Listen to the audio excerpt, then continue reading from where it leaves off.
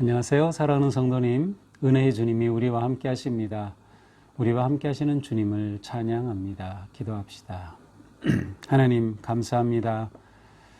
오늘도 말씀 앞에 서는 저희들 말씀을 통하여 새 힘 얻고 또 말씀으로 변화되며 새로워지는 거룩한 삶 되게 하여 주시옵소서. 예수님 이름으로 기도합니다. 아멘.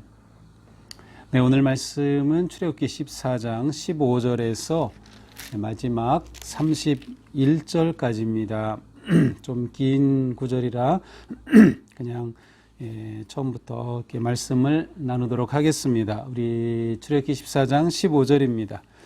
여호와께서 모세에게 이르시되 너는 어찌하여 내게 부르짖느냐 이스라엘 자손에게 명령하여 앞으로 나아가게 하고 지팡이를 들고 손을 바다 위로 내밀어 그것이 갈라지게 하라. 이스라엘 자손이 바다 가운데서 마른 땅으로 행하리라.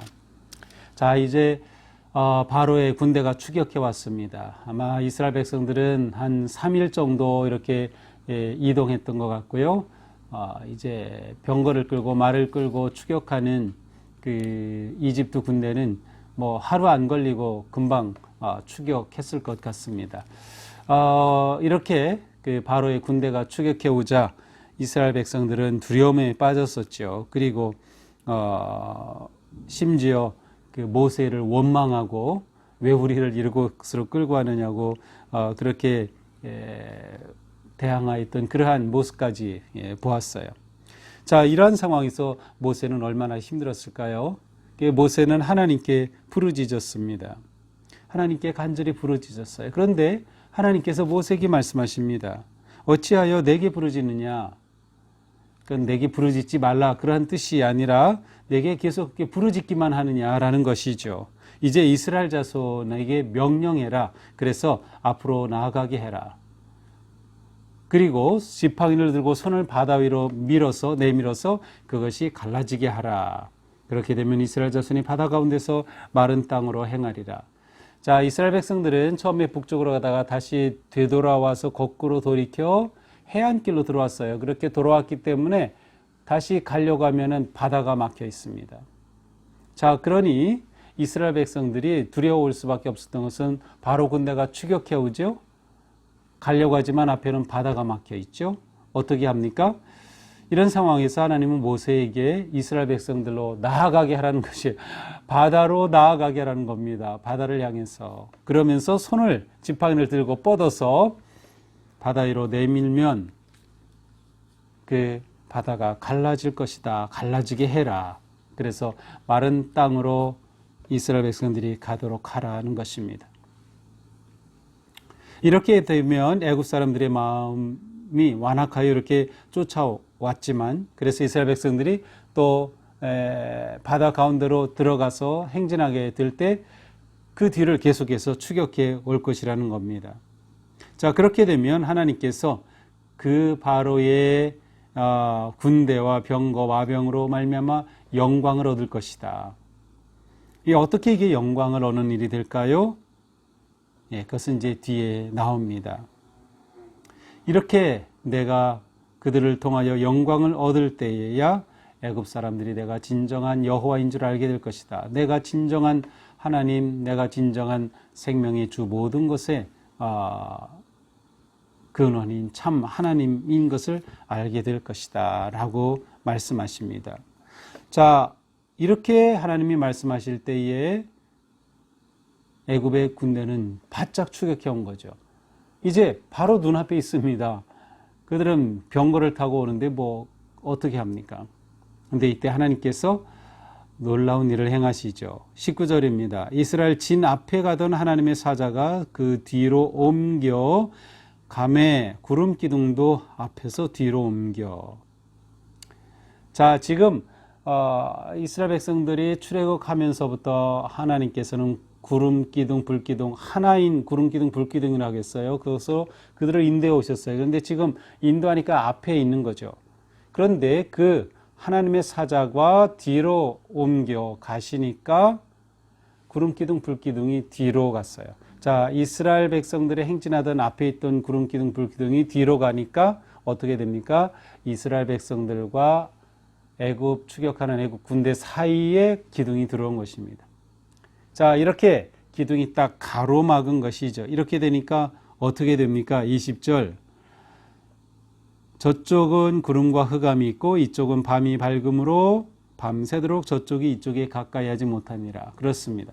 구름기둥, 불기둥이 중간에 딱 가로막으니까 저 추격하던 애국 군대가 더 이상 접근하지 못하고 계속 여기에 서 있을 수밖에 없는 거예요. 그렇게 되면 그 사이에 모세가 손을 내밀어 바다가 갈라지고 그 갈라진 땅으로 이스라엘 백성들이 행진하여 지나가게 되는 것입니다. 그러니 안전하게 지나갈 때까지 하나님께서는 불기둥, 구름기둥으로 딱 보호하고 계신 거죠. 그들을 애굽의 군대를 막고 계신 모습입니다. 서로 접근이 불가능하게 되었습니다. 자, 21절입니다. 모세가 바다 위로 손을 내밀매 여호와께서 큰 동풍이 밤새도록 바닷물을 물러가게 하시니 물이 갈라져 바다가 마른 땅이 된지라. 자, 정말로 모세가 손을 들자 하나님께서 동풍을 보내어 물이 갈라지고 마른 땅이 되었다는 것이죠. 자, 여기서 큰 동풍이라고 되어 있는데 이것은 동쪽 바람이죠. 동쪽 바람, 네, 동쪽 숨, 생명, 영이라는 뜻으로 된 루아흐라는 그러한 단어입니다. 루아흐. 이것은 그 노아의 홍수 때에도 하나님께서 바람을 불어서 그 홍수로 가득했던 그 땅이 점점 마르게 되었다는 그런 기록이 나와요. 이 놀라운 하나님의 역사가 바로 이 바람을 통해 나타나는 것이죠. 실제로 또 이 바람은 하나님의 영을 의미하기도 합니다. 숨입니다. 살아있는 영입니다. 태초에 하나님의 영이 수면에 운행하실 때 그 영이기도 하죠. 창조주 하나님께서는 이처럼 바람을 통하여 놀라운 일을 행하셨고 이스라엘 백성들에게 지금 행하고 계신 겁니다. 창조의 역사를 하고 계신 거예요. 죽음의 물을 가로질러 생명의 길로 열어주시는 거죠. 하나님의 놀라운 능력이 바람, 영을 통해서 나타나는 그러한 모습입니다. 자, 이스라엘 백성들이 이렇게 바다 가운데를 육지로 걸어가고 좌우에 물벽이 생겼습니다. 22절 이스라엘 백성들이 이렇게 지나가게 되자 하나님께서 구름기둥, 불기둥을 이렇게 옮기시니 다시 추격해 옵니다. 그래서 애굽 사람들의 바로의 말, 병거, 마병이 추격하여서 바다 가운데로 또 들어오게 된 거죠. 이스라엘 백성들이 이렇게 지나갔고 그 뒤로 추격해 들어오게 되었습니다. 자, 24절 새벽에 여호와께서 불기둥과 구름기둥 가운데서 애굽 사람들을 보시고 애굽 군대를 보시고 애굽 군대를 어지럽게 하시며 병거바퀴를 벗겨 달리기가 어렵게 하시니. 자, 이 구름기둥 불기둥 가운데서 이 애굽의 군대들을 하나님께서 보시고 그들이 혼란에 빠지게 되었어요. 막 수레바퀴가 벗어지고 하면서 이 추격하는데 어려움이 생긴 거죠. 이스라엘 백성들이 추격당하여 잡히지 않도록 하나님께서 이렇게 놀라운 일을 행하고 계신 겁니다. 그래서 그들이 그렇게 혼란에 빠졌을 때 26절 하나님이 모세에게 말씀하십니다. 내 손을 바다 위로 내밀어 물이 애굽 사람들과 병거들과 마병들 위에 다시 흐르게 하라 하시니 모세가 고 손을 바다 위로 내밀매 새벽이 되어 바다의 힘이 회복된지라. 그래서 애굽 사람들을 물로 덮어버리고 말았습니다. 그래서 모든 바로의 군대가 수장되고 말았습니다. 하지만 이스라엘 백성들은 안전하게 육지로 행하여 모든 추격을 뿌리치고 하나님이 이끄시는 그러한 새로운 땅으로 나아가게 되었습니다. 30절 여호와께서 이같이 이스라엘을 애굽 사람의 손에서 구원하심에 이스라엘이 바닷가에서 애굽 사람이 죽어 있는 것을 보았더라. 이스라엘이 여호와께서 애굽 사람들에게 행하신 큰 능력을 보았으므로 백성이 여호와를 경외하며 여호와와 그의 종 모세를 믿었더라. 자, 이처럼 엄청난 기적의 역사를 체험하고 나니 불평하고 원망하였던 백성들이 여호와를 경외하고 하나님을 높이고 예배하고 그리고 지도자 모세를 믿게 되었습니다. 하나님께서 이 놀라운 일을 통하여 하나님의 영광을 드러내신 것이죠. 자, 이것이 오늘 본문입니다. 자, 오늘 본문은 이제 이스라엘 백성들이 홍해를 건너게 된 그 구체적인 한 사건을 보여주고 있습니다. 이렇게 해서 이제 이스라엘이 완전히 이집트를 떠나서 새로운 가나안의 길로 나아가게 되는 것이죠. 자, 오늘 말씀을 보면서 우리는 몇 가지를 생각하게 됩니다. 하나님께서는 처음 모세에게 너 왜 나한테 내게 부르짖느냐라고 하셨어요. 모세도 이 상황 속에서 당황한 거죠. 이렇게 군대가 추격할 줄은 미처 몰랐던 거죠. 그런데 이 상황 속에서 하나님께 부르짖었어요. 부르짖은 건 좋았어요. 그런데 계속 부르짖었어요. 계속 부르짖은 건 좋았는데 행동을 하지 않았던 거죠. 그래서 하나님께서는 모세에게 빨리 이스라엘 백성들의 명령에서 앞으로 가게 하고 손을 뻗어서 바다를 향하여 그렇게 행동하면 하나님께서 이 모든 것을 열어주시겠다라고 말씀하신 거예요. 자, 이러한 것을 보면서